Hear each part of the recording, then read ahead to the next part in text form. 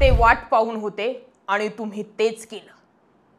हजारो आणि लाखो लोकांचा गेलेला मोर्चा इतक्या शांततेत होऊ द्यायचा आणि तो 10 दिवस 15 दिवस पाहिजे त्या वेळेपर्यंत चालवायचा, हेच तर सरकारला नको होतं।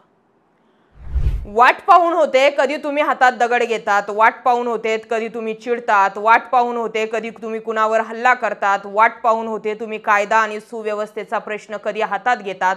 आज सुप्रिया सुळेंवरती चढवलेला हल्ला या गोष्टीचा अर्थ असा आहे की जे सरकारला हवं होतं तेच मराठा समाजातील काही लोकांनी केलं।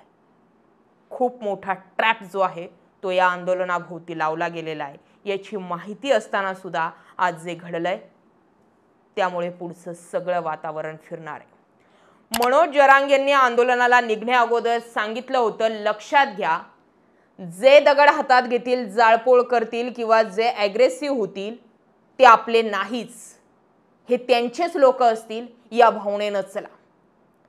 आज सुप्रिया सुळे आंदोलनस्थळी गेल्यानंतर जो अटॅक त्यांच्यावर झाला, पवारांनी मराठ्यांचं वाटोळं केलं, या ज्या घोषणा झाल्या, या घोषणा 2 वर्षांपूर्वी अंतरवाली सराटीत सुद्धा झाल्या होत्या आणि हेच कारण आहे की यावेळी शरद पवार भेटीला गेले नव्हते। दुसरं मोठं कारण आहे ते म्हणजे एकनाथ शिंदे। एकनाथ शिंदेंनी ज्या अँगलने मराठा समाजाचं आंदोलन ट्रीट केलं होतं मागच्या 2 वर्षात, ते एकनाथ शिंदे आता जरांगेंबाबत बोलायलाही तयार नाही आणि जरांगे या विषयाचं जही काढायला तयार नाहीयेत, ते आपल्या दरेगावी जाऊन बसलेत। देवेंद्र फडणवीसांना एकाकी पाडल्याची ही भूमिका आहे। अजित पवार चुप, एकनाथ शिंदे चुप्पी। दोघंही चुप्पी झाल्यानंतर दोन्हीही मराठा नेते असतानाही त्यांच्यावरचं टार्गेट हटवून फडणवीसांवरती टार्गेट लॉक झाल्यानंतर फडणवीसही शांत बसणाऱ्यांमधले नाहीयेत आणि त्यामुळे आता इथून पुढे वातावरण फिरायला सुरुवात होईल असं म्हणायला हरकत नाही। राधाकृष्ण विखे पाटील, गिरीश महाजन, उदय सामंत, शिवेंद्रराजे भोसले, गिरीश महाजनांनी तर यापूर्वी कित्येकदा मनोज जरांगेंची भेट घेतली आहे। ते गिरीश महाजन सुद्धा आता तिकडे फिरकायला तयार नाहीयेत। राधाकृष्ण विखे पाटील उपसमितीचे अध्यक्ष आहेत, तेही बोलायला तयार नाहीयेत। उदय सामंत यांनीही मनोज जरांगेंची वारंवार भेट घेतली होती, तेही आता भेट घ्यायला तयार नाहीयेत। दिवसेंदिवस देवेंद्र फडणवीसांवरचा रोष वाढतोय, मात्र यांना तरीही जरांगेंच्या भेटीला जाऊ नका असं देवेंद्र फडणवीस सांगतायत की देवेंद्र फडणवीस सांगतायत तुम्ही जा, पण हे मराठा नेते जायची डेअरिंग करत नाहीये। या 2 भूमिका सुद्धा समजून घेणं गरजेचं आहे। मधल्या काही काळांमध्ये बऱ्याचशा घडामोडी घडल्यात। एकनाथ शिंदेंनी दिल्लीत जाणं, अमित शहांशी वारंवार त्यांची अमित शहांसोबत भेट घेणं, अधिवेशन सोडून दिल्लीत जाणं, या गोष्टी अगोदरच सांगत होत्या की देवेंद्र फडणवीस एकनाथ शिंदेंना खटकतायत। कारण जसे एकनाथ शिंदे यांना सामदाम दंडभेद वापरून सत्तेत घेतले, तसेच अजित पवारांनाही घेतले। मग जे एकनाथ शिंदे करतायत तसं अजित पवारांनी प्रत्येक गोष्टीसाठी दिल्लीवारी करायला हवी होती। मात्र त्यांचा जो काही विषय असेल ते फडणवीसांशी बोलून सोडवतात, पण शिंदे थेट शहांशी ॲक्सेस मिळवतात। तिथेच लक्षात येत होतं शिंदे आणि देवेंद्र फडणवीस यांच्यामध्ये खटके उडतायत। मधल्या काळामध्ये नगरविकास खात्याची बैठक झाली, देवेंद्र फडणवीसांनी ती परस्पर बैठक घेतली, त्या बैठकीलाही अमित शहा नव्हते।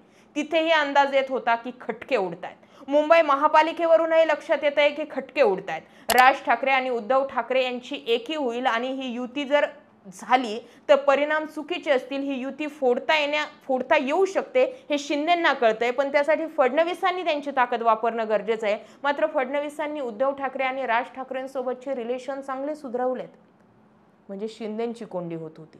हे सगळे हेरून लक्षात येत होतं की देवेंद्र फडणवीस आणि एकनाथ शिंदेंमध्ये सॉफ्ट वॉर सुरू आहे आणि आता टायमिंग बघा, मनोज जरांगेंनी आंदोलन सुरू केल्यानंतर मनोज जरांगेंनी एकही शब्द एकनाथ शिंदे किंवा अजित पवारांच्या विरोधात काढलेला नाहीये। मागच्या वेळी अजित पवारांच्या विरोधात तरी किमान सूर दिसून येत होता, आता त्यांच्याही विरोधात नाहीये। अर्थ सांगतोय की फडणवीसांसाठीच हा सगळा मोठा ट्रॅप लागला गेला होता।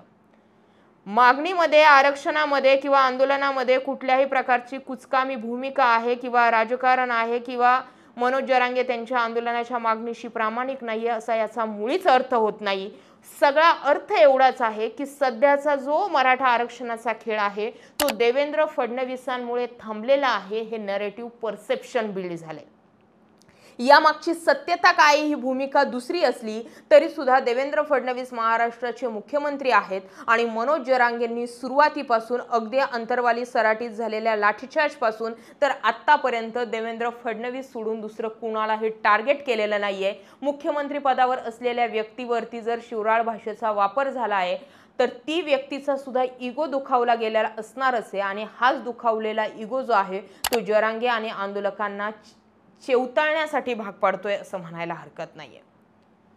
सुप्रिया सुळेंनी आज तिथे जाणं आणि पवारांनीच मराठ्यांचं वाटोळं केलंय अशा घोषणाबाजी होणं, त्यांच्या गाडीवरती बॉटल्स फेकणं हे सुद्धा यांना हवंच होतं ना। कारण देवेंद्र फडणवीस, नितेश राणे यांनी तर हा प्रश्न केलाय की तेही सत्तेत होते, त्यांची भूमिका विचारा, ते वाट पाहून होते विरोधक कधी मुद्दा उचलतायत आणि त्यांच्यावरती केव्हा अटॅक होतोय। कारण जेवढे आम्हाला ब्लेम केलं गेलेलं आहे तेवढे ब्लेम करण्यापेक्षा आमच्यापेक्षा जास्त ब्लेम तर मागच्या लोकांना केलं पाहिजे, ही देवेंद्र फडणवीसांची भूमिका होती आणि आज फडणवीसांना जे हवं होतं ते घडलंय। इथून पुढे अख्खं वातावरण आंदोलनाचं फिरलेलं असणार आहे हे लक्षात घ्या। आज सुप्रिया सुळे होत्या, उद्या कदाचित शरद पवार तर येणारच नाहीयेत।